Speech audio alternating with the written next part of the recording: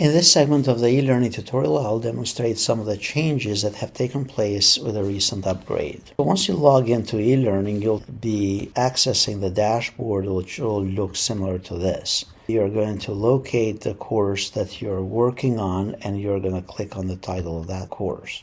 Once you're in the course, notice on the left-hand side, as you scroll down and navigate throughout your course, there is this course index.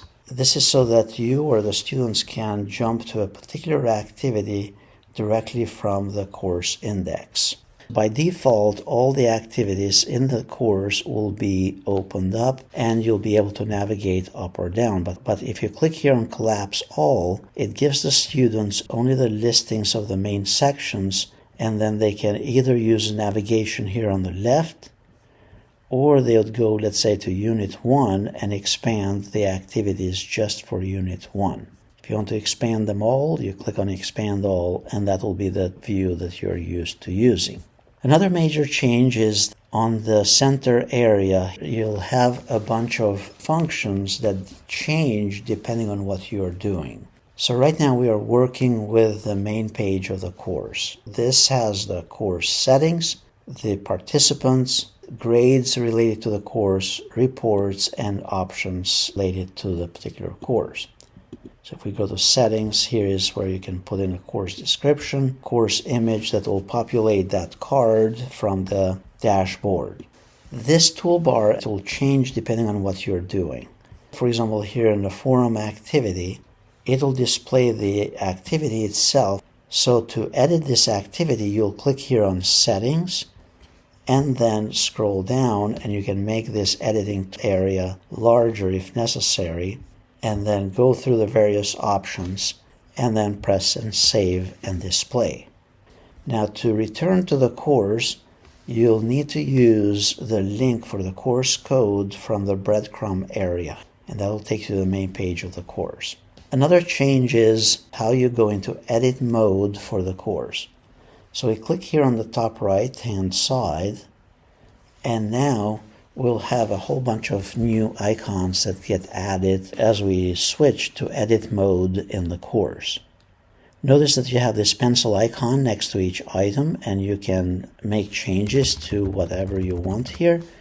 On the right-hand side, you also have these three dots, the additional configuration settings for this particular item. So if we wanted to modify, for example, this first item, we click on the three dots and we choose Edit Settings. We choose to move it, hide it, duplicate it, and so on.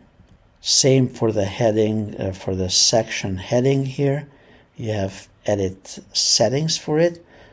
Now, Edit Settings, it will take you directly into edit mode for that particular activity, which was similar to when you open the activity and you click on settings, that takes you to the same type of view.